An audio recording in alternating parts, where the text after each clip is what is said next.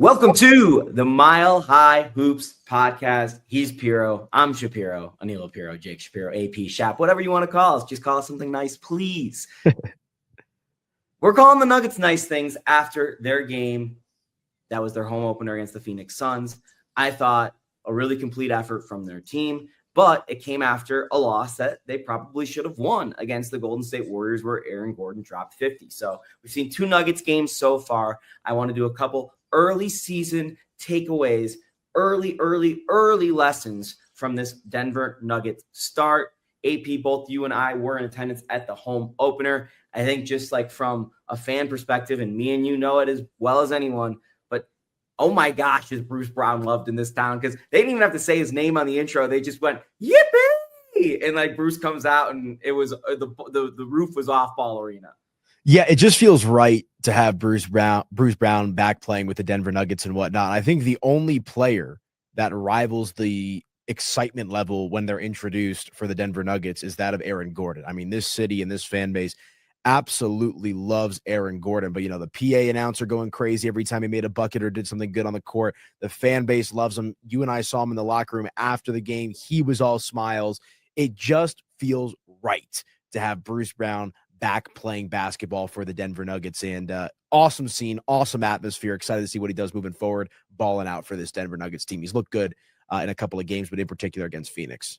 Yeah, I thought he had a pep in his step in both games. Obviously, the scoring production was way better there against Phoenix, and I think that is kind of a truth that is going to be something we see from the Denver Nuggets all season long, is they are a team oriented around a lot of role players. I would say Nikola Jokic, Jamal Murray, and Aaron Gordon. Aaron Gordon is like the superstar role player, all right? Like some nights he is a role player, sometimes he's a star player. So I don't want to put him in the conversation. But really everyone else on this team is more of a role player. And what we've seen historically in basketball, whether it's high school, college, or the NBA, is for whatever reason, role players tend to show up at home and they tend to struggle out on the road. And that's something we saw with Bruce's scoring production in Golden State versus in Denver. And it's something we saw with Christian Brown. And it's something we saw with Cam Johnson. So I think this is going to be a developing story, and something we see as a storyline throughout the course of the season is which of these guys can provide consistency at home and on the road.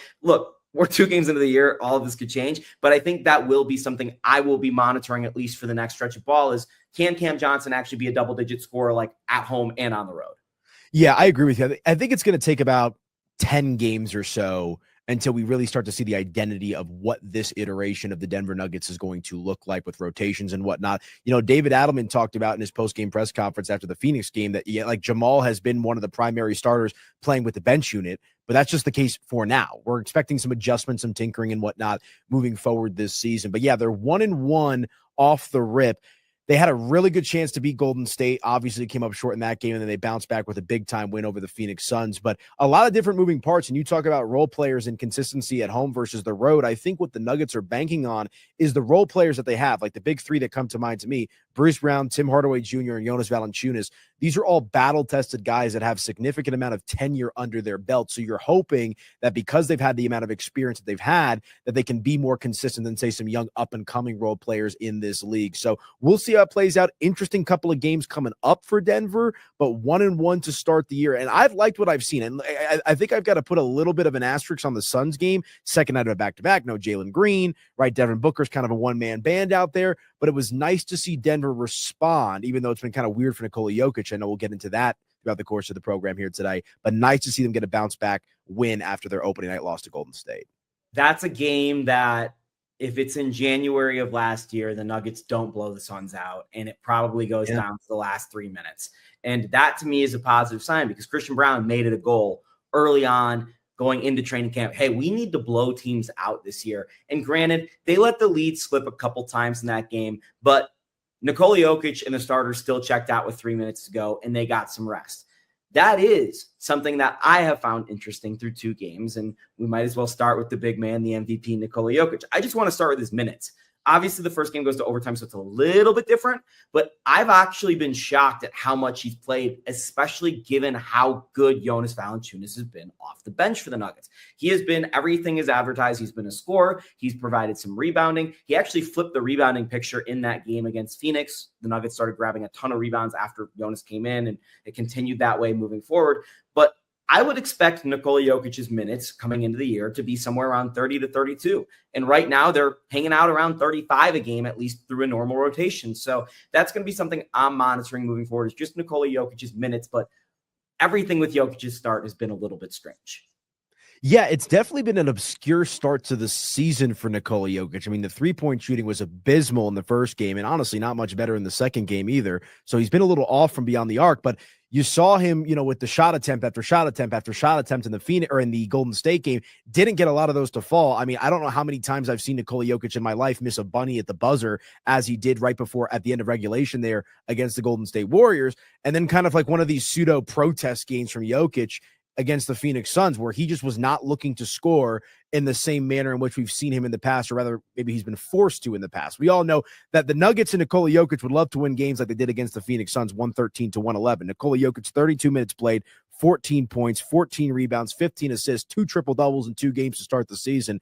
But, Jokic playing more of that facilitator type of role in that game against Phoenix. Look, I'm not concerned. How could you be concerned with Nikola Jokic with 2 games and 2 triple doubles? I understand they're 1-1, but it's going to take a little bit of time for Jokic to kind of warm up before we get back to these stat muse, vintage 40-plus point, 20-plus rebound type of performances as we've seen from Nikola. But yeah, Jake, definitely a bit of an obscure start to the season for the big fella. So Nikola did a little bit of this, if you remember correctly, when they got KCP into the lineup. And it was trying to facilitate more and try to create team camaraderie.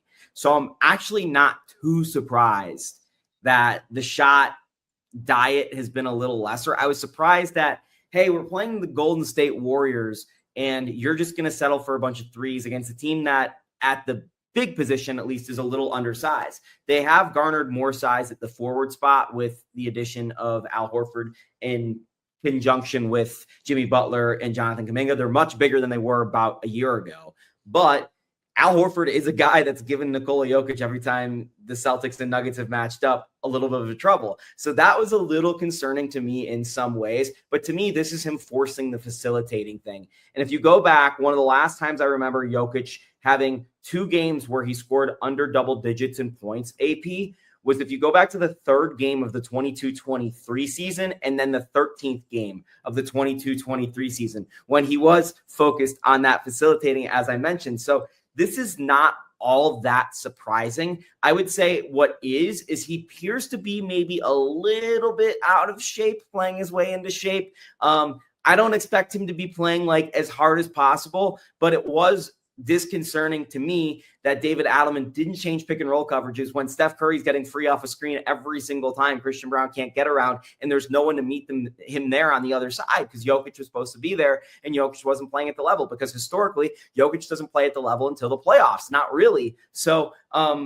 I was surprised Aaron Gordon didn't get jumped into that, or something else didn't change. I thought Bruce Brown should have probably been out there for more time instead of Cam Johnson in that first game against Golden State. But these are all things that we're going to learn. And something Peyton Watson talked to me about after game 2 against Phoenix was, I like that there's rough parts of this team. I like that our edges aren't rounded out, because it means we have stuff to work out. So these are going to be the learning lessons and parts that they just have to work out throughout the next couple months. Yeah, 100%. And, different sport, but Nick Bonito said something similar in the Broncos locker room earlier this year, where it's like, you're not trying to win a Super Bowl in week 3. And I think Peyton Watson kind of had a similar, dynamic in his comments to you. I was standing there with you in that scrum when he was talking about it. And like, the Nuggets should not be peaking 2 games into the season. Like, you want them to work on things. Now, they've played some high-level basketball. I think Golden State's a very good team. They might be a disruptor in the Western Conference this year with the addition of Al Horford, Steph Curry, Jimmy Butler and company out there. But, like, there's room to grow for the Denver Nuggets, and that's okay. And frankly, that's kind of what you want at this point in the season. When you talk about Nikola Jokic playing that facilitator type of role, I'm okay with it, because that's when they're knocking down shots, that's when they could potentially be at their best. And I think Jokic in his head, the conditioning thing is one aspect of it, but I also think he wants to get a guy like Cam Johnson integrated into this system and into this team as quickly as possible, which is why I think you saw him play as much as he did in Golden State, as opposed to swapping in a Bruce Brown, who might be a better fit, right? If this game's in March, probably a different dynamic. But I think right now it's a matter of getting Cam Johnson, getting everybody in the rotation in sync, and getting back to playing that style of Denver Nuggets basketball. Again, I'm going to give them grace till we're about that 10 or 12 game mark of like, okay, like now we should see them start really rounding into form. I'm okay. New head coach, handful of new role players, new starter in Cam Johnson. There's a lot of moving parts for the Nuggets this year that have not necessarily been a part of the plan the last few. Yeah, and I think you're seeing the reaction from game to game rather than within game, because the reaction from game one was game two. They start off with a design play for Cam Johnson and they run it 3 times in a row. Like right. That is the thing we're talking about, is let's take the emotions out of it. We're not in the middle of a game. Now that we've regrouped, what can we do better? And I think that's a really smart way to approach it over the course of like the long haul rather than offending someone in game. I know this is way too early to do this because we're 2 games in, but it is a conversation that I think we've had in the offseason. More likely to be the second Nuggets all-star this year next to Nikola Jokic, Jamal Murray or Aaron Gordon, AP? I mean, if I'm going off the 2-game sample size, I think it's got to be Aaron Gordon. Like, Jamal's been fine, but like he hasn't done anything that's like, made you whoa. Like, I mean, Aaron Gordon in that first game was just absolutely unconscious from 3-point land. And then obviously in the game against Phoenix, you got the reverse 360 dunk. He's turning up on defense, right? We don't expect Aaron Gordon to knock down 10 3-point shots a game. That's a bit of house money with regards to Aaron Gordon. If you get that type of production from him from beyond the arc, I mean, you got to win the championship at that point if you're getting that. But what Aaron Gordon has been able to do on both sides of the floor, offensively picking and choosing his spots, but also clamping down on defense, man. It's a guy that I believe has never made an all-star game, appeared in the all-star weekend when he was in Orlando with the dunks over the mascots and whatnot. But yeah, if Aaron Gordon plays for, a majority of this season, the way that he's played through the first 2 games, I don't know how he can't be an all-star.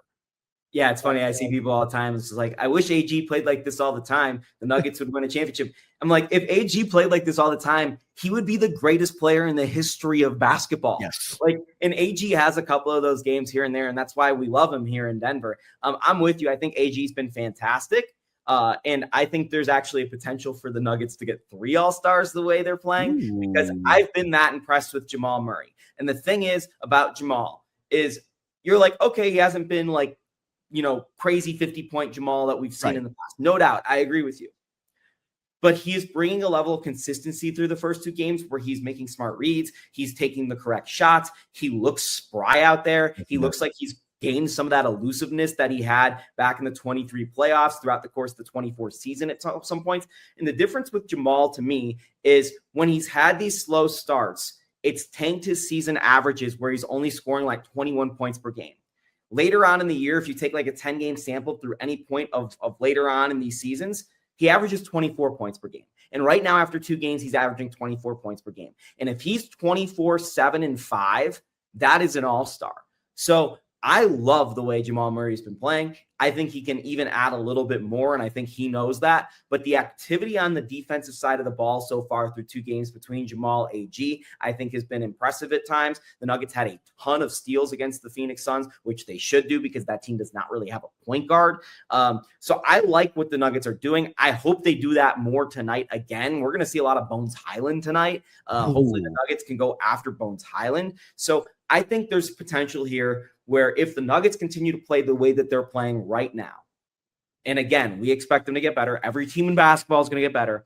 There is a possibility where we see 3 all-stars from the Denver Nuggets, not just 1. And I think it would be so befitting of this Nikola Jokic arc where instead of us asking who's the second all-star this whole time, the season he finally plays with an all-star, it's 2 guys the Nuggets have basically developed, and it happens with 2 teammates at the exact same time. It would be so Nikola Jokic for that to happen like that. Yeah, I love your optimism and your enthusiasm about it, but I'm still sitting back and saying Nikola Jokic has never had an all-star teammate in his career that's been an all-star in which the season has occurred. So I like it. I mean, it's 2 games. I think Jamal's been sharp. I love what I'm seeing from him with the body language and just the level of focus from Jamal Murray. And Aaron Gordon has just been an absolute sensation for this Denver Nuggets team on offense and defense. So I would love it if Nikola Jokic, Aaron Gordon, and Jamal Murray all represented the Denver Nuggets at the All-Star game. That way Jokic can have a friend out there outside of the previous season where it's just been him on an island representing the Nuggets. But I will believe it when I see it. But I do agree with you. I mean, if Jamal keeps this up, averages those 24 points a game with the rebounds and assists there,